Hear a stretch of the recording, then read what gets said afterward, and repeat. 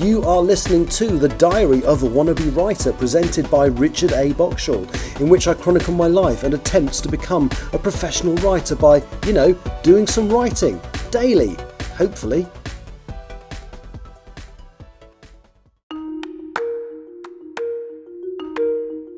Hello, it's Tuesday the 21st of May 2024. You are listening to The Diary of a Wannabe Writer.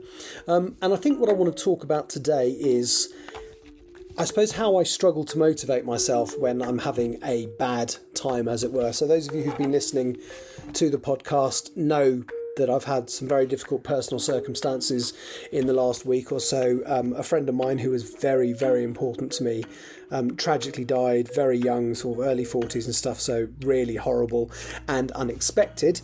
And I do find that when I'm, I suppose, depressed, for want of a better word, I find it very difficult to actually write. And I think one of the wonderful things about doing this podcast and doing the Twitch streaming is that I think I've proved that it's not that I can't write when I'm feeling emotional, it's that I can't motivate myself to do it, to get started. Because what I've managed to do today, I'm recording this podcast as part of one of my Twitch live streams in which I've just edited and signed off chapter 26 of Empress of the Trees.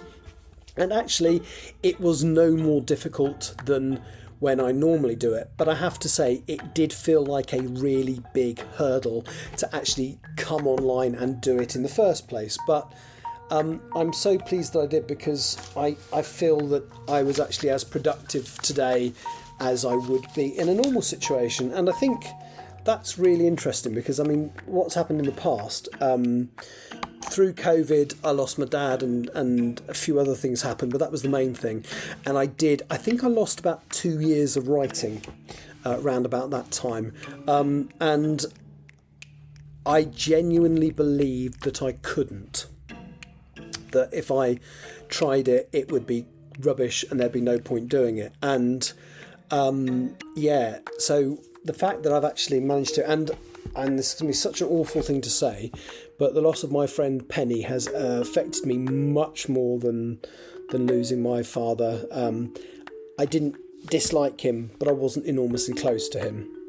Whereas Penny I've known for a long time, and we'd only seen each other a couple of weeks ago. So there was a very good chance that would have knocked me out of the writing habit for quite a long time.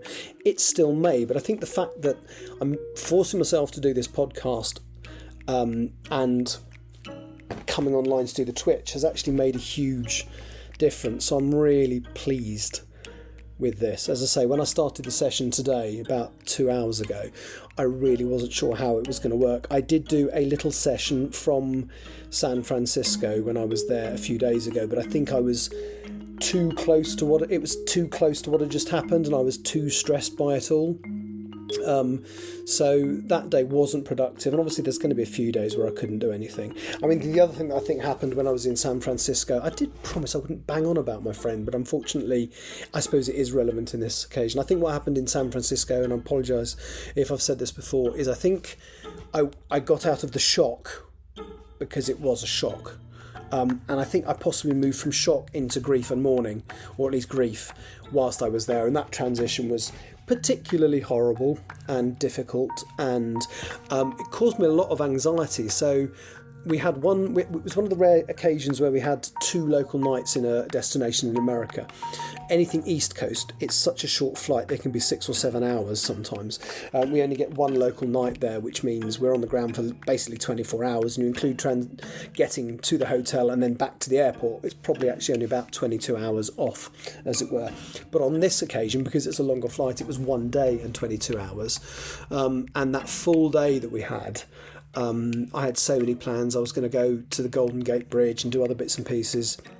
And I was going to cycle there, and it didn't help that the bike shop didn't open until 11 o'clock in the morning, and I was hoping to be almost back by then, so that put me off the wrong foot. And then a load of crew decided to go to lunch, and I decided to go with them, and went to lunch, had something to eat, and just got incredibly anxious. And I do occasionally suffer from anxiety, but it tends to be when something really bad has happened like this. And I found I was barely functional. I felt sick, I felt demotivated, and I had to go back. I was going to go on and get a taxi to the bridge or do some other stuff or walk or whatever, and I just found that I couldn't.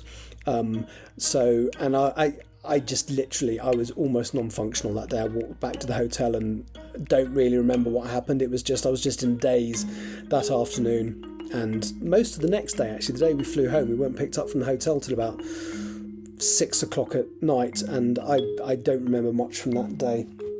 But yeah, so I do think definitely I've made some good progress today. I've got some editing done, which is no better or worse than any I would have done outside this, and actually I've quite enjoyed it. I have to say, I do love these characters and I have quite enjoyed the work, so hopefully I'll be back tomorrow. I also like to apologise for the podcast over the last few days. So the one where I played my song 80s Retro Party was blatantly a filler episode. Now what I do is, just in case I'm really tired when I arrive in from another country, I do have a podcast recorded in advance, so that if I think I'm too tired to do this today, I can chuck something out, and that was one of those. And then unfortunately yesterday's one was just a bit of a mess because I hadn't done any writing. I wasn't really in the mood to write, but I actually messaged a friend of mine who sometimes comes on this and said, I've no idea what I'm going to talk about in the podcast today, and then I thought, I know, random topic generator.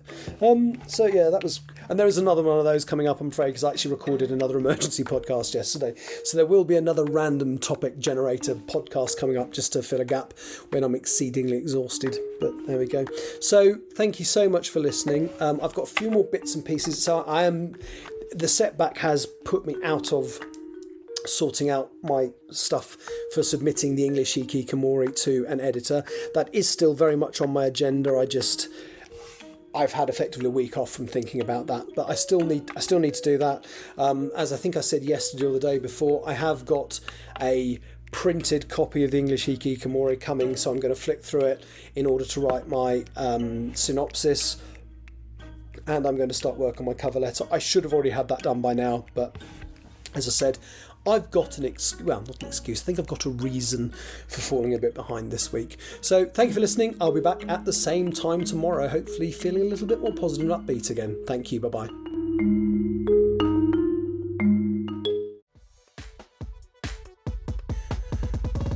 You have been listening to The Diary of a Wannabe Writer, presented by Richard A. Boxall. Thank you for tuning in to my random ramblings, and if you'd like to know more about me or my projects, visit my Linktree at linktr.ee/Richard Wright, capital R, capital W. Thank you for listening.